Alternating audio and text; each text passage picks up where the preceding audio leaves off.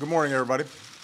I just had a chance to meet with my national security team, including my Secretary of Homeland Security, Jay Johnson, my FBI Director, Jim Comey, and my Attorney General, Loretta Lynch, for a regular update on our security posture post-Paris and going into the holiday season. I think all of us recognize how horrific and heinous what took place in Paris was, and as I said yesterday, for many of us, the events there touched a deep chord, given the connection between the United States and France, the degree to which Americans see in Paris a way of life that's so familiar to us here in American cities. And given the shocking images, I know that Americans have been asking each other whether it's safe here, whether it's safe to fly or gather. I know that families have discussed their fears about the threat of terrorism around the dinner table, many for the first time since September 11th. And it's understandable that people worry something similar could happen here. Watching the events in Paris made the threat feel closer to home. So as we go into Thanksgiving weekend, I want the American people to know is that we are taking every possible step to keep our homeland safe. First, we're going after ISIL wherever it hides. That's been our strategy for more than a year. I'll speak about this in more detail in the coming weeks, but let me remind the American people of what our coalition of some 65 nations is doing to destroy these terrorists and defeat their ideology. So far, our military and our partners have conducted more than 8,000 airstrikes on ISIL strongholds and equipment. Those airstrikes, along with the efforts of our partners on the ground, have taken out key leaders, have taken back territory from ISIL in both Iraq and Syria.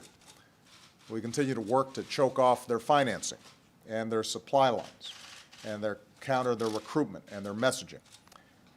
And even as America is already supporting French airstrikes in Syria, yesterday President Hollande and I agreed that our countries are going to step up that coordination even further and do more of that work together. So we're stepping up the pressure on ISIL where it lives, and we will not let up, adjusting our tactics where necessary until they are beaten. That's our first goal.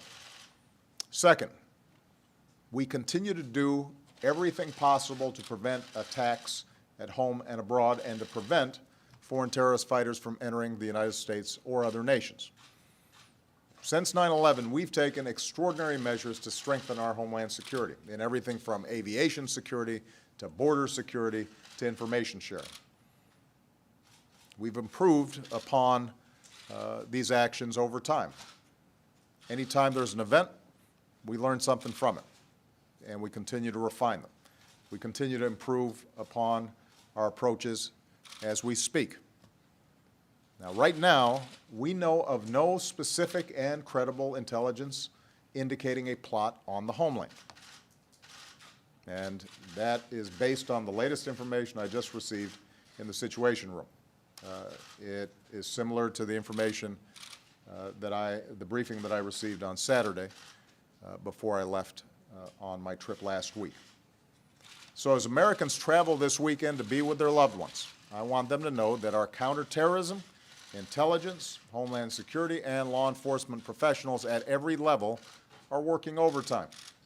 They are continually monitoring threats at home and abroad, continually evaluating our security posture. They're constantly working to protect all of us. Their work has prevented attacks. Their efforts have saved lives. They serve every hour of every day for the sake of our security. They did so before Paris, and they do so now, without fanfare or credit and without a break for the holidays. So the bottom line is this.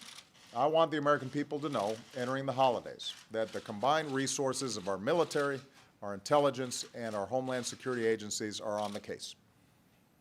They're vigilant, relentless, and effective.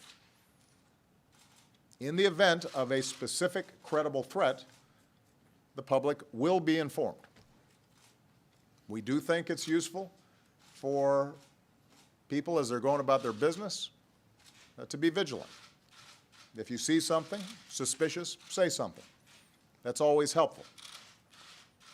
But otherwise, Americans should go about their usual Thanksgiving weekend activities, spending time with family and friends and celebrating our blessings. And while the threat of terrorism is a troubling reality of our age, we are both equipped to prevent attacks and we are resilient in the face of those who would try to do us harm. And that's something we can all be thankful for. Happy Thanksgiving, everybody.